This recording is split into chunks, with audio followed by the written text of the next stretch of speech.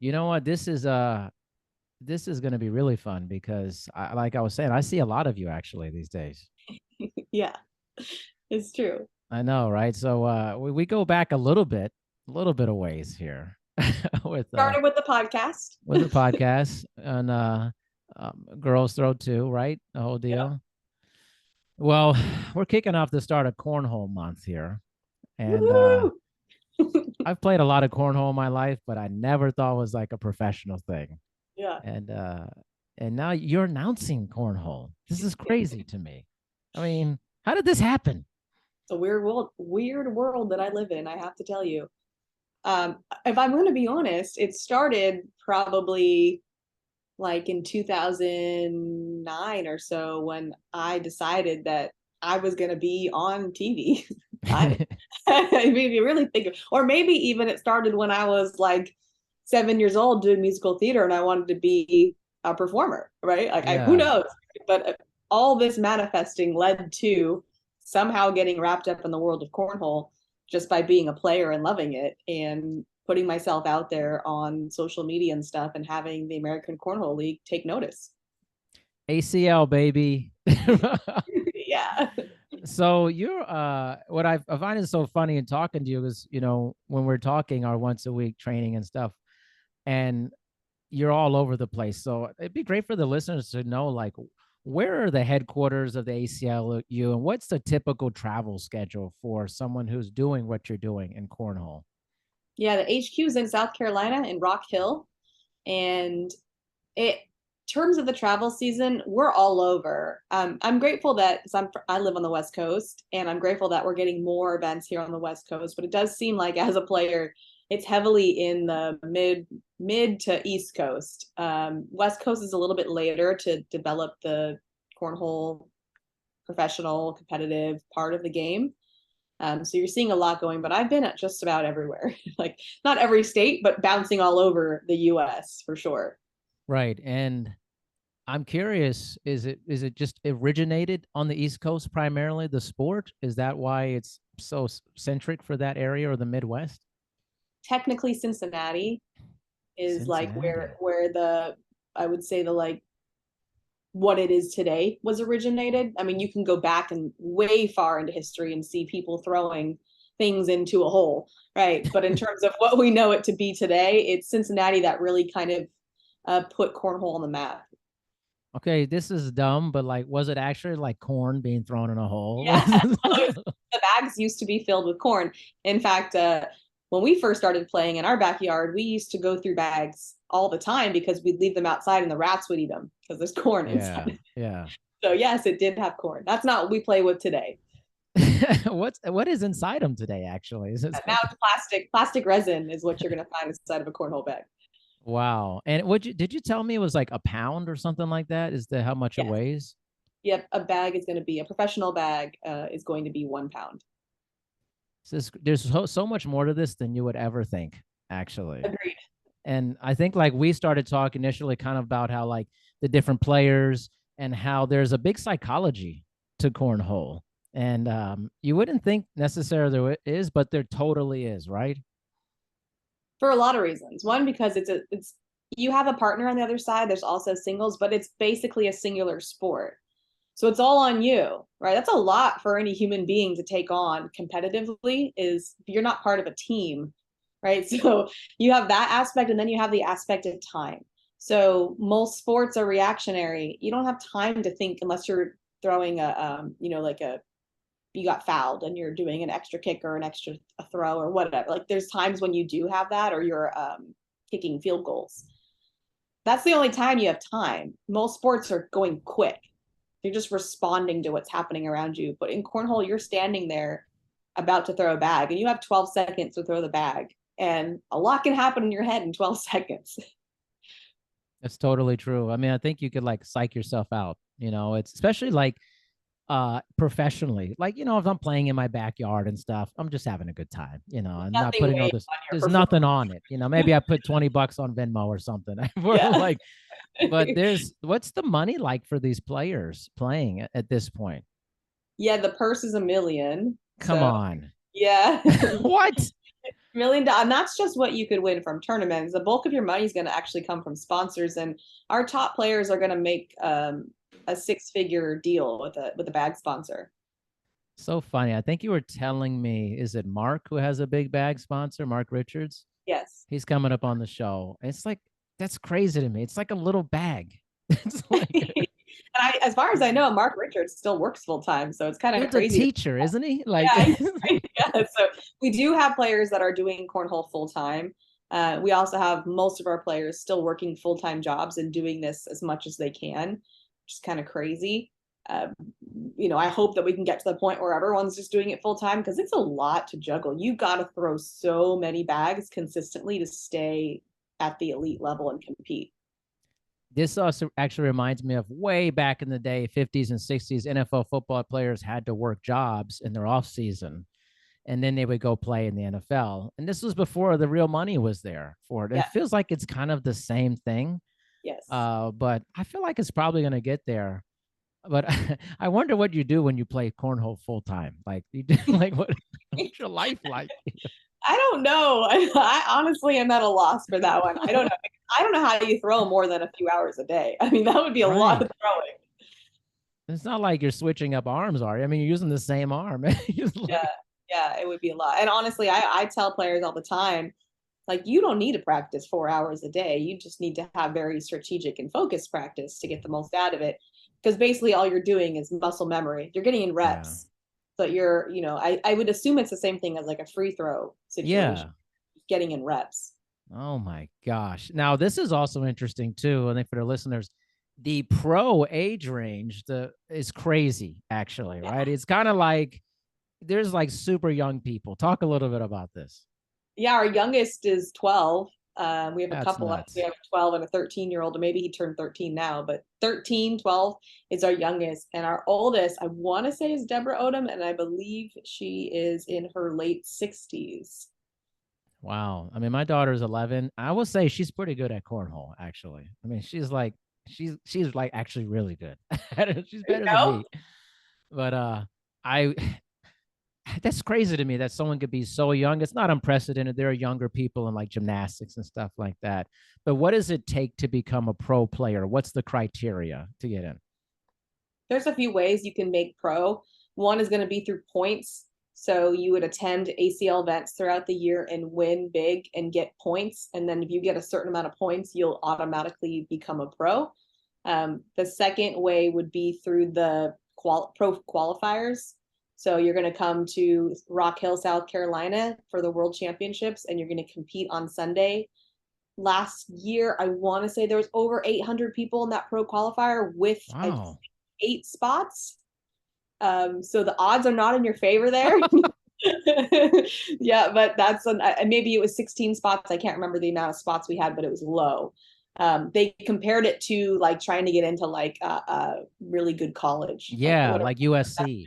Yeah, it's like crazy. It's like less than 10% of the people get in. It's like most people are not going there. Right. That's essentially the pro qualifier. That's why if you make it through the pro qualifier, you're already kind of on everyone's radar. You could also get in through, we do these conference championships, and you could win that. That would be in your area. You could win that to become a pro. It's like a pro conference. And then do you get like a card or something? Like it says you're like a pro, or like what's the deal? No, I mean, I don't think so. You get a jersey. Come on, there should be like something you get. It's like I did it. I know. Not that I know of. Don't quote me on that, but I don't think there are pro cards. It'd be funny. It feels like a big deal to me because it sounds like so few people are actually able to achieve a pro level status. 264. So we have 264 pros, and obviously you have the ones that continue on. They don't. If you make top 100 in singles and top 50 in doubles, you're automatically a pro for the next season. So you have all those people carrying over. Then you have the people coming through all the various ways. So that does fill most of the spots. We do still have an application process to get in, and that's mostly because we want to get more women or seniors or different people that aren't necessarily making it through the other ways, because we're still in the growth part of our sport. So we're creating a little bit of opportunity for those people. I would venture to guess the application process will go away next season or the one after. Can you ever lose your pro status? Like, Yeah. yeah. How does that happen? Well, if you don't qualify, like I said, in the top 50 or 100, you have to then fight for your spot like everybody else. So you can lose your pro status that way. And so those pros will be in that pro qualifier with all the other people. And then obviously, if you do something you shouldn't be doing, illegal, like something like that, you will absolutely lose your spot. And the other thing would be cheating. So at this point, everything other than the broadcast on ESPN and CBS, the players do their own scoring. So they're on the tablets doing their own scoring. So if a player was to cheat and put in their scoring correctly, that would be grounds for suspension and potentially losing your pro status. Wow. This is terrible in my mind. I'm thinking, what's the performance enhancement here? I mean, it's like, Not yet. I'm on the juice, man. Yeah. I mean, if they were going to be using something, it would be something to help them focus. Right. Concentration type of thing. Let's get into the announcing part of it. This was like, I don't know, man. This is like, I've told so many of my other clients about you, and they're like, wait. Announcing for cornhole? How does that work? Like, And have you seen the darts competitions? That's crazy to me. Those people get excited about darts. I love darts, by the way. I mean, it's all these, but it's funny. How do you prepare for announcing? Like, do you have like a ritual routine? Like, how do you feel like I'm going to bring my best performance to this? There's not much I do to prepare at this point because I'm pretty familiar with all of our players. When I first started, I was doing a lot of research so that I didn't sound dumb, like walking up Mike and having a player walk up and be like, who is this? So I definitely wanted to make sure that I could do as much of homework at home. And I also had like a binder where I had every pro and what bags they threw and whatever stats, so that I would sound somewhat knowledgeable on the mic, because I'm always color, right? So I'm not the play-by-play. I'm a color commentator. So I'm not really there to be like analyzing things or really being too impressive on my knowledge, but I'm mostly there just to be the other voice on the other side of that mic. And I do the interviews. So on broadcast days, I do all the pre-broadcast interviews with the players. And then I have a lot of information going into the broadcast that the other two broadcasters may not have because they weren't present for those interviews. So I'll hop on the mic sometimes during the broadcast and say like, hey, I was talking to so-and-so earlier and they let me know that this is why they chose that bag and blah, blah, blah. So I can kind of bring in some of that. And it's also helped me prepare for the interviews, right? The sideline reporting part of the job, to interview them when they win. Crazy. Like, they choose the bag. I'm like, is this like choosing a bowling ball? I mean, it's like, yeah. I swear I don't get this. I want to know, but it's just kind of like, because the bags have different speeds. So they're going to have to choose a bag based on the board conditions, which they won't necessarily know until they get there and start throwing on them. This is wild, actually. This stuff you never think about when you're playing recreation, like the board speed. It's like, Yeah, the broadcast boards are known usually for being fast because they're brand new, so they don't have a lot of miles on them. And so players are usually prepared for them to be fairly quick, and they're going to have a slower bag on hand. But for example, in Arizona, they found the boards were playing pretty slow. So that was kind of, throwing them off a little bit in terms of, okay, well, that was playing a lot slower than I thought. Should I switch my bag? Should I just throw a little bit harder? And that kind of stuff goes into your decisions, and also the bag color. Because on ESPN, the bags have to be such different colors that you, as the viewer watching at home, can tell whose is whose. And so if you and your opponent walk up with the same color, similar looking bags, then whoever has the lower seed has to switch out their bags. There's just a lot here that I have not talked to you about personally. That's crazy. A lot goes into it. No, it does, because I think about like, if it had the board hasn't been used that much, so maybe the bag will fly off pretty quickly if you don't, and maybe one that's a little more, has more friction because it's been used more. This is insane, actually. And location. So our open last weekend was in Florida, and everyone said the boards were so sticky. It was like 90 and humid. And obviously this is indoor, right? We're indoor, but it's takes into consideration the outdoor weather. And so everybody said the boards were playing really, really slow. And you could see a lot more unintentional blocks happening, or bags just getting hung up and not sliding in as easily. There's just way more to this than anyone would ever think it is for that. It's So when, strategic and right, defensive. Yeah. right, exactly. Now, when you're at these events, I know we've talked a little bit about this, but what's it like the full event? Like, is it like a party? Is it more of like subdued, you know, a lot of cheering? What's the environment like? It's okay, well, during the day, like before the broadcast, when it's all the prelim stuff, it's pretty, I would say, serious. Like you're not usually going to hear music. The only time there's been music is like if a bar or something, like one of the vendors has music, but like the venue itself, it's all you hear is bags hitting the board. And there's like hundreds of lanes of cornhole boards, right? So it's just a ton of bags hitting boards. That's what you hear when you walk in. Oh, And there's so many people, right? So many people playing cornhole. You see the streaming court that we put on at the ACL. That's where we commentate during the prelims. So you see the people having to come over there, and obviously that piques more nerves, right? Now you're on the live stream for thousands of people to watch. So that part's all like pretty subdued and pretty serious. And then once you get to the broadcast and you have people sitting in the stands and drinking and enjoying themselves, we have a DJ. I used to be the DJ last season, so we have music playing, and that's when you can see a lot more excitement. And we're trying to grow it as a spectator sport. That's our focus this season, and it's really, really fun to watch and be there in the room for those broadcasts. it actually is fun to watch. I mean, Yeah. I've actually, ever since meeting you, I remember one time I went on a trip to North Carolina, and I went to this brewery and there was cornhole playing. It's like ESPN on the Mhm. screen. And I watched the entire thing. My wife's like, "What are you doing?" I was like, "I'm watching I cornhole." gotta see how it ends. I gotta I was like know. really transfixed. I was like, well, let's see what they do on this next shot. Yeah, we try really hard to focus in on the stories of the players that you do get connected. Like, Damon Dennis comes on. He's this like good old country boy. He's in his 60s. He's easy to root for. You want to see him win, right? You're like, I gotta Right. see if I can get through this. So hopefully you can get kind of connected to the players. We had another player at this last shootout in Arizona who lost his father 3 weeks before the tournament in a Oh, tragic accident on the farm. So like, how do you not root for him and stay to see if yeah. he wins, right? So really trying to focus on the players and the stories, and they come from all over the place. They all have unique stories and walks of life, and it's easy to root for them. Is there an international aspect to it? Do you have international players ever come through? Too. Yeah, so we have ACL Canada, ACL Europe. I Oh, want to say we have one more, and I'm totally blanking. We had one in Rottingham oh, last season. We do Canada every year.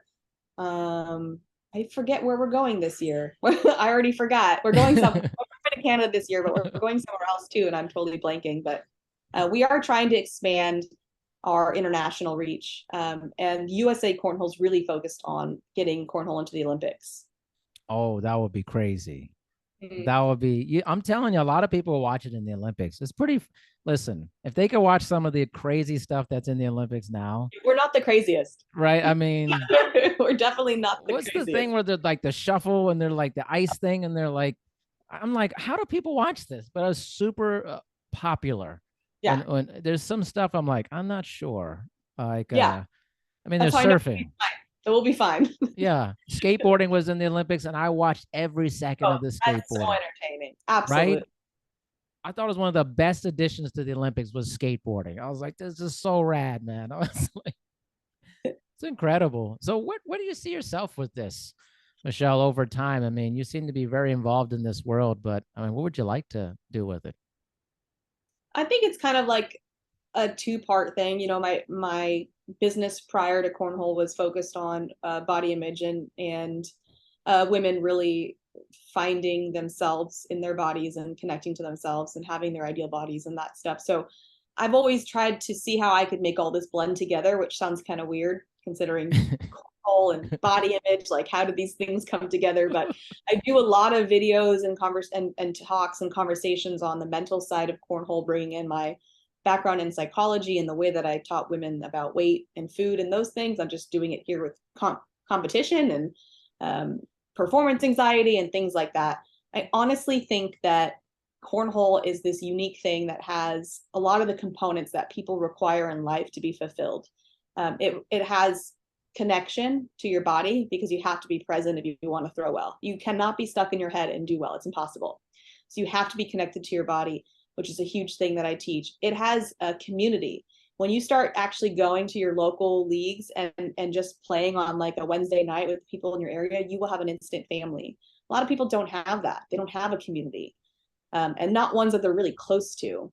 So it brings connection and community, where the two of the things that the women that I worked with on their bodies and weight struggled with the most, right? They were disconnected and they didn't have a good friends community behind them. And then the other thing is competition. We as humans like to grow. We like to be challenged. And I know for me, before cornhole, I would funnel that into kind of dysfunctional things. Like I was so addicted to growth and competing that I was doing it in ways that weren't really productive. And now I'm like channeling it all to trying to get a bag in a hole. And it like feeds that part of me that needs to do that.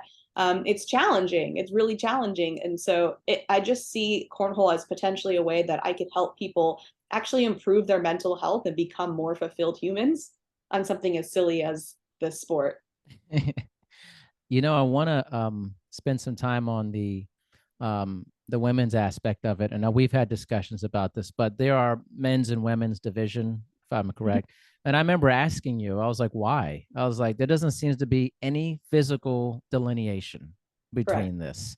But you mentioned something very interesting about how the different genders feel about playing each other. There's something to that effect, Yeah, so it's kind of like how we orient men being better at math.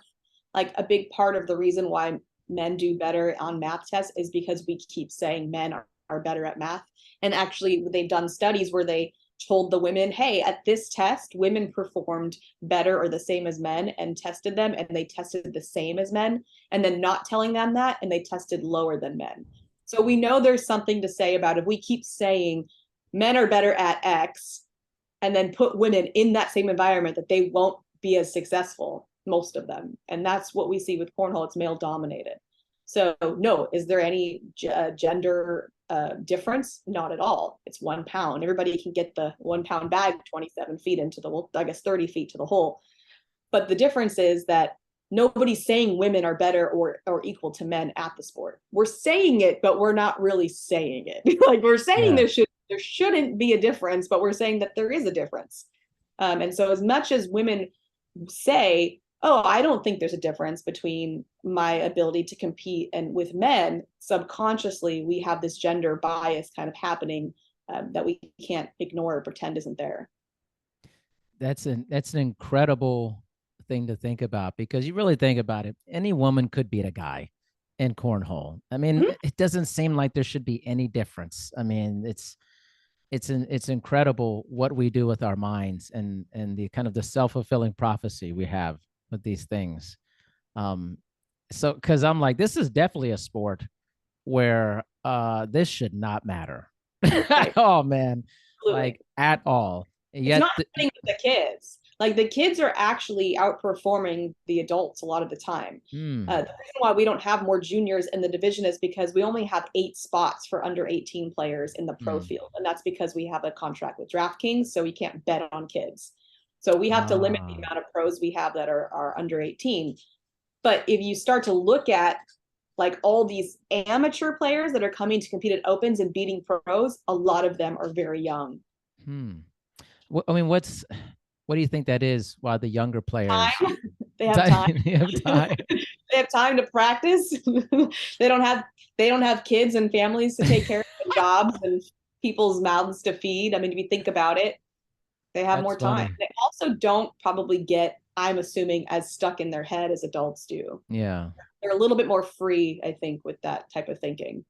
Yeah. And you know what? I think the generations coming up, they just have less identity with this sense of like, this gender does better at this and that. I think there's also, I think, a little different mentality potentially as well with that. I love your dog coming in and out all the time. It's like, I'm used to this. Everyone, I'm used to this. Okay. Yeah, they love to steal the show. Yeah, it's hilarious. Thank God for that. That is so. I'm just fascinated by how people can be so young and so good at something. And you mentioned, I think one of the younger players. They're not only pro, they're like one of the better players Yeah. in the whole world, right? Yeah, Alex Hicks, he's considered a top 10 player. Do you think so? Top 10 out of 264 people. He's 13, and his composure is better than most adults.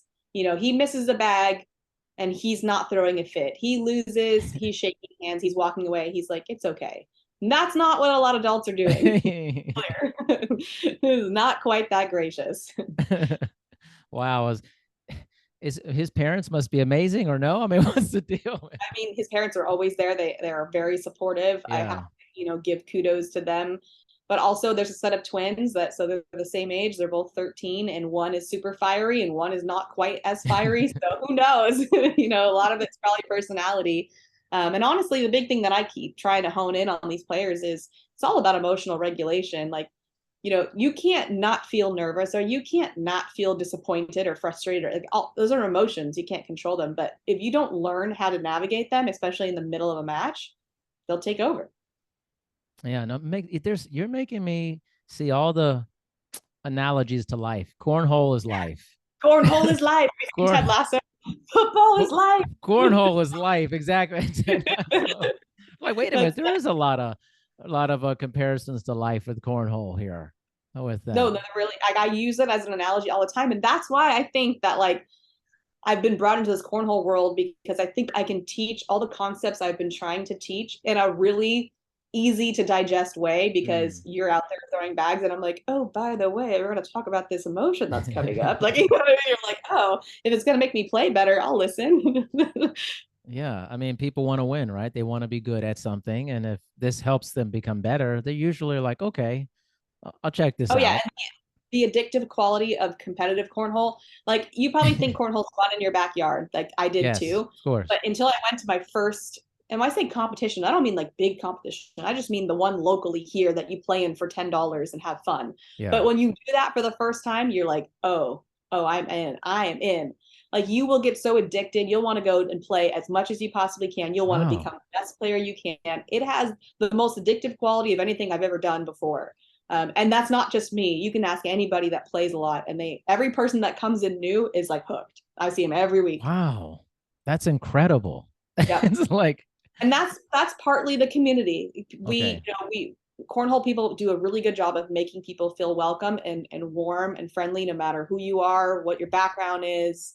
It's just this really safe place to come and be with people. And we all have the shared interests, and you get to hang out and have fun.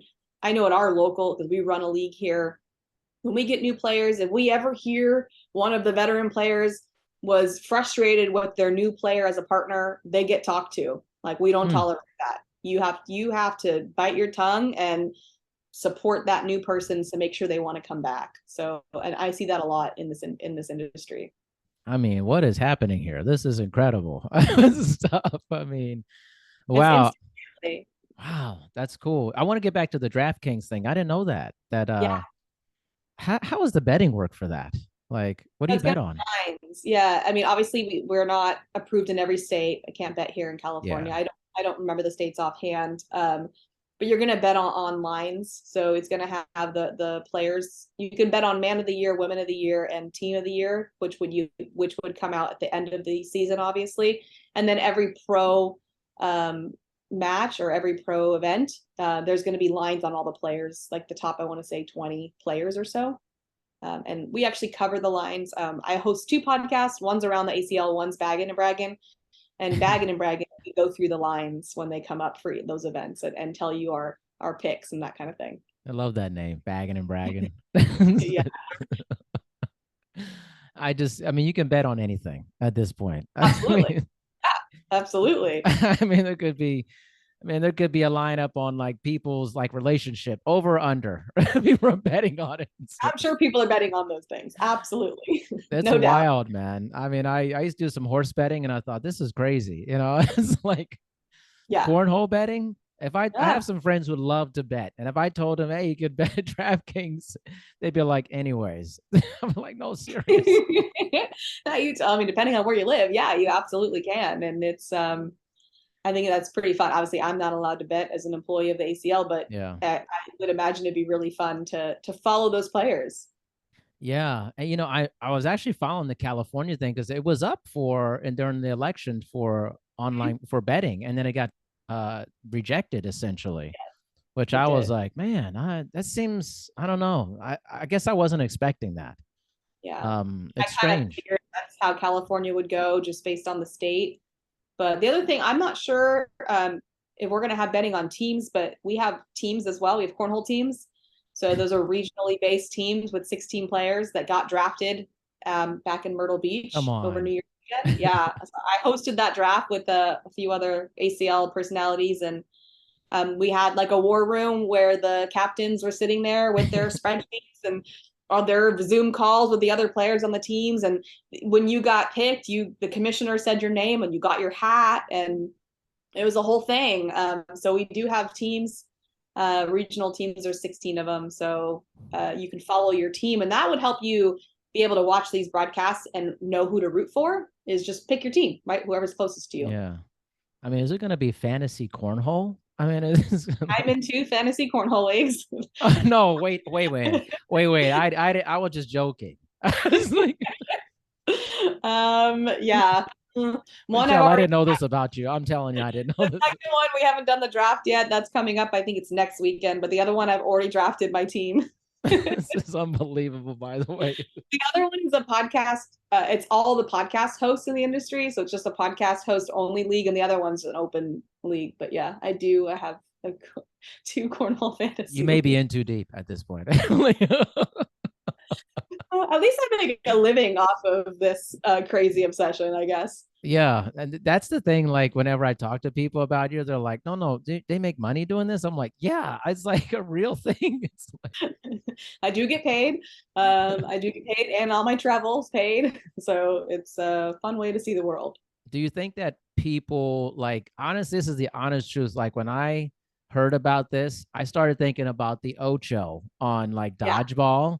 And I Yeah. think while it's funny, it also kind of like somewhat delegitimizes stuff for people. They're like, oh, it's a joke. It's on, like ESPN 8 or something.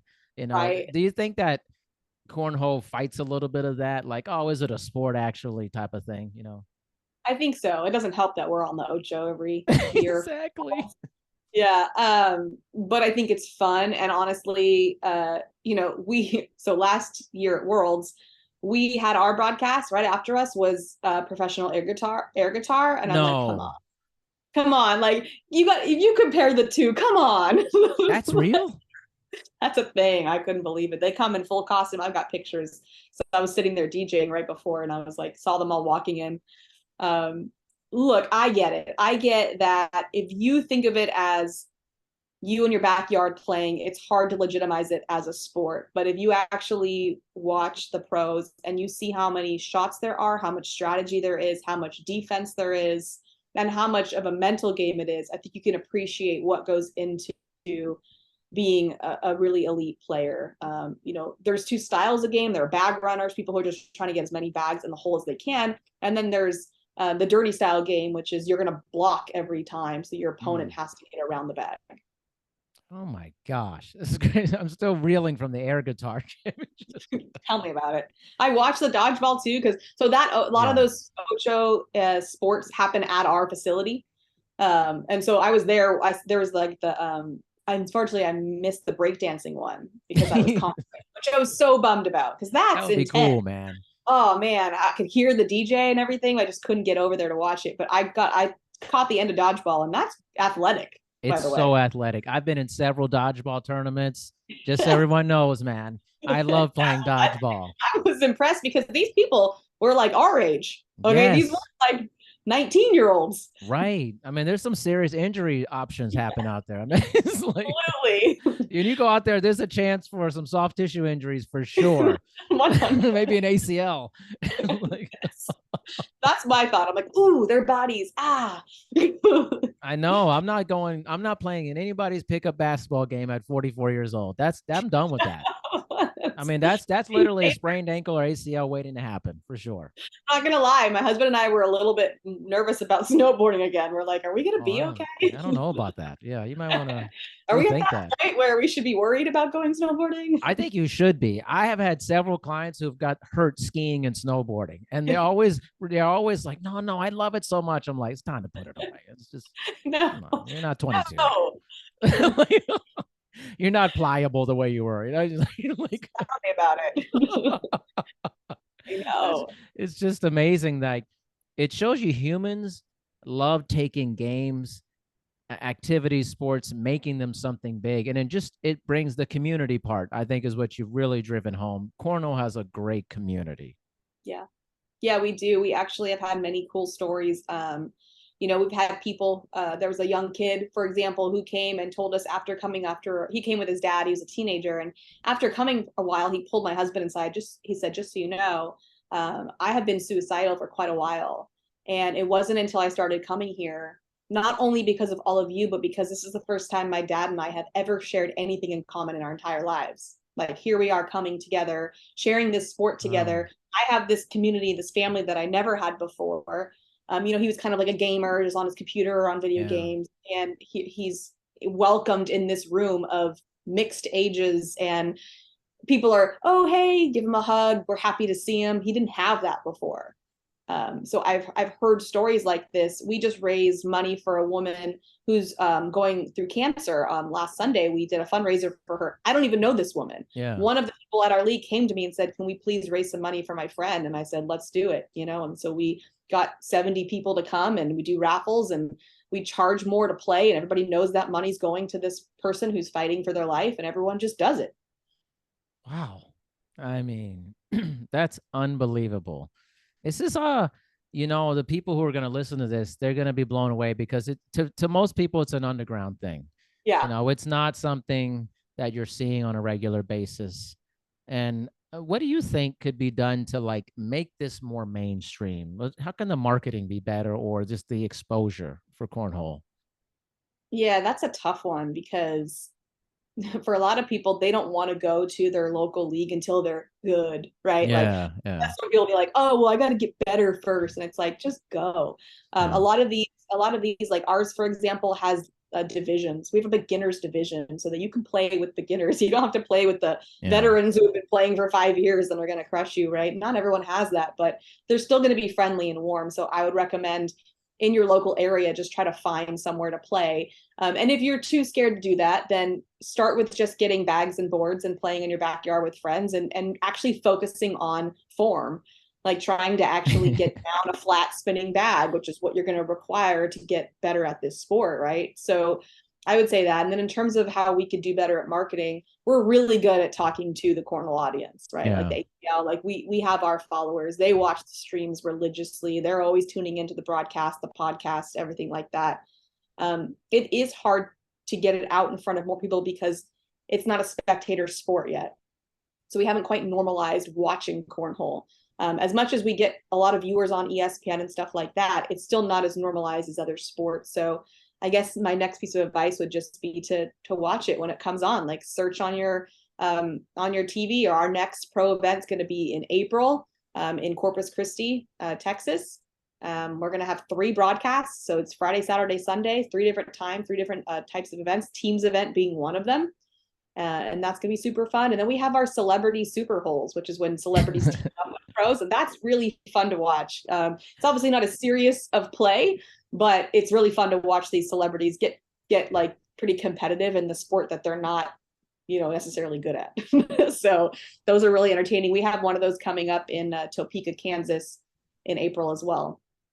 It's funny. It's like these things are in places that a lot of people, like Topeka, Kansas. I've been there. I used to live in Kansas, but I don't know a lot of people that have been to Topeka, Kansas. Yeah. Here I come. I mean, it's I'm sorry, shout out to Topeka. It's not that great. I'm just letting you Yeah, know. no, I went to Wichita last year. I'm like, I'm just what sorry. everyone hopes to do is go to Wichita, Kansas. That's on your bucket list, right? Nobody. Honestly, I mean, I don't want to be mean this, but like, it's not like people are checking for Wichita and Topeka's like, man, I'm gonna go vacation, in Enterprise, Kansas. It's just not a Yeah, thing. and those are like our opens and shootouts. I will say it does seem like our four nationals are in like Corpus Christi, I think, is a place that people desire to go. That's our first national. Yeah. We have a national in Oregon. I can't remember the other two are off the top of my head, but I feel like the nationals are more focused on locations that people would be more excited to Yeah. go to or more populated. What about like Vegas? I can't remember. You have some events there, right? I mean, Yeah, we almost always do our first event in Vegas, our first national. We have the past 2 years, but this year it just didn't work out logistically because obviously we have to work with all the venues at these yeah. locations. We don't have stadiums yet. So the way that we have to book, we have 16 opens, we have 8 shootouts and super holes, and we have 4 nationals that we have to schedule out all these different venues. And they have to be massive venues because not only do we need like 100 lanes of cornhole boards plus a streaming court, we also need a broadcast court, ESPN broadcast court. So it's Wow. not every venue that can house us. So where is it in Vegas normally? Like, I mean, We did the Mandalay, oh yeah, I love Mandalay, man. yeah, I don't know the year before. Man. But yeah, Mandalay Bay, we had our broadcast court there, and it's a whole process to put together that broadcast court. You would not believe. We have our truck outside, right where the producers Man. are. Yeah. So you're saying you want to get serious at cornhole? You can play in your backyard, but probably not play with a beer in your hand and stuff like that. Like, Oh no, I mean at leagues, that's absolutely. I mean, actually, I shouldn't even say at leagues. I don't know if I'm supposed to say this or not, but you'll notice on broadcast courts that players are holding a cup. That may or may not be water. maybe. Like, it's like no, it's Gatorade, it's hydration, electrolytes. It's like What we call aiming juice. Yeah. aiming juice. Oh my god, that sounds so bad. I'm just watching it know, Michelle. Everything in cornhole sounds bad. Are you kidding me? It's all like sexually provocative. Everything like the super 100%. hole. I mean, when you're commentating, you have to just like suspend all that because you can't Yeah. control the things that are going to come out of your mouth when you're commentating on cornhole. Just is what it is. That's just amazing. The Oregon one, where is that in Oregon? Like Eugene or something like that, or Portland? Say Portland. I want to say I'd have to check though. Yeah, Yeah, there that's should be gonna more be. on the West Coast, man, for sure. Yeah, I want to say that's May or June. That would be June in Portland. Man, yeah, you're saying the West Coast doesn't get as much play, but like I feel like it'd be awesome on the West Coast, like just big outdoor areas. Let's say in California, the weather's beautiful or something. Well, not right now, but generally. Mackenzie. So Spencer Mackenzie's is in Ventura, California. It's the Okay. last weekend of August. It's the biggest cornhole tournament of the year. There'll be like 1,250 teams. So it's massive, and that is outdoor at the beach. Oh, at the beach. That's Yeah, sick. yeah, and Wow. that does have a broad. I mean, we're not on the sand, but we're right next to it, Yeah. and that will also have a broadcast component. So Wow.